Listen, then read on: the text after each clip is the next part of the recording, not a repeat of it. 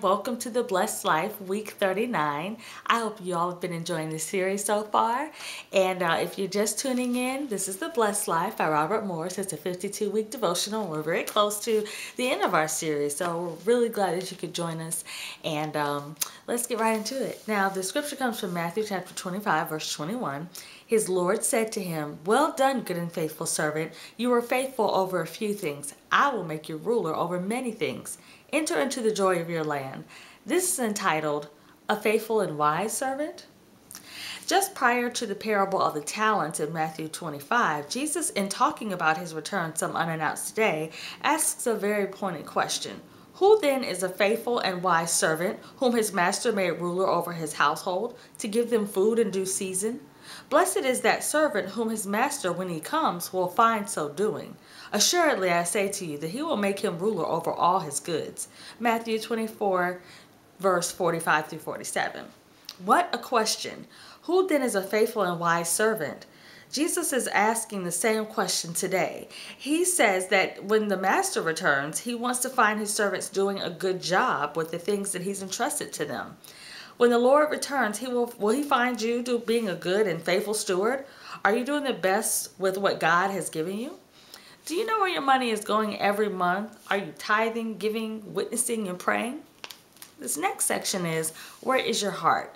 As we saw earlier in week 19, Jesus said, "Therefore, if you have not been faithful in the unrighteous mammon, who will commit to your trust the true riches?" That's Luke 16:11.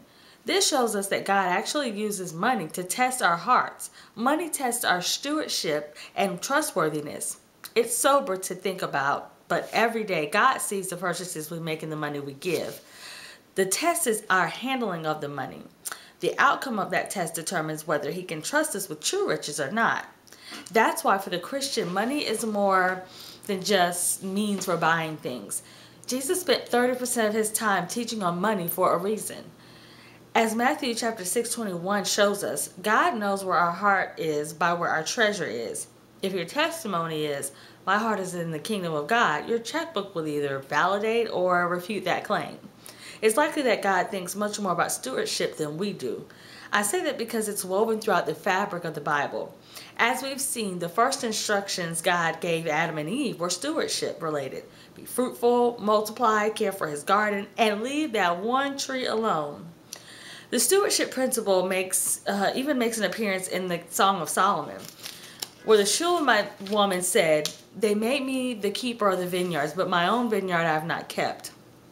This describes many believers. We can be so busy keeping other people's vineyards, minding their business, and trying to tell them how to run their lives that we don't take care of our own vineyard. We can't help others if we don't care for what God has given us. If we're not good stewards, it's going to limit our ability to help people and to advance the kingdom of God. And this next section is pointing the finger of blame. God is constant. Finances aren't. In other words, finances seem to go up and down, but God always remains the same. Every person I know has ups and downs financially. Even people who have a lot of money still have fluctuations in their finances. They have the same opportunities as anyone else to fret, to worry, and to be stressed out about finances. Sometimes we get upset with God because he's not coming through for us financially. We say this even when we didn't pray about whether we were supposed to spend our money the way that we did. I'm not trying to sound unkind or harsh, but we need to know that God is not responsible for bills he does not initiate. We're the ones who are responsible for our finances. We are the stewards of our money. We should pray and get God's counsel before we spend the money. The truth is that most of the stress, worry, and anxiety in our lives is caused by a failure to exercise good stewardship. Suppose you have $500 left until payday and you impulsively choose to spend $300 on a new barbecue grill, leaving you short and in financial trouble. Friend, that's not the judgment of God. That's arithmetic. Simple subtraction makes that purchase a bad decision with certain consequences. So often we feel like God is punishing us when we're experiencing financial lack. In reality, we're actually punishing ourselves because we didn't take the time to pray about making the purchase or even use good common sense. If payday is 10 days away, you have $500 left in your account, and you still have groceries, insurance, electricity, and gasoline to pay for, wisdom and common sense dictate that the grill must wait. The point is that God frequently gets blamed for our self-inflicted wounds. Researchers say that the number one reason for divorce is communication, with money following a close second. When they begin to dig a little deeper, they discover that the number one thing couples don't communicate about is finances. Money is the main source of conflict in a marriage. If we would practice simple principles of good stewardship, we wouldn't have a lot of ulcers, headaches, and other health problems associated with financial stress. This next section is God wants to bless. God truly does desire to bless us. Do you really believe that in your hearts? Let me rephrase the question. Do you believe God desires to curse us? Do you think God desires to do us harm? Of course you don't. It's not hard to believe that God isn't out to get us, but many Christians do have a much harder time accepting that fact that God desires to bless them. Let me state it plainly. God fervently wants to bless us so that we can be a blessing to others. This is exactly what he told Abram in Genesis 12. I will make you a great nation. I will bless you and make your name great, and you shall be a blessing, verse 2. In other words, God's desire was to bless Abram so that he could be a blessing. The same is true for you and me today. God wants to put great resources in our hands so that we can be conduits of his blessing.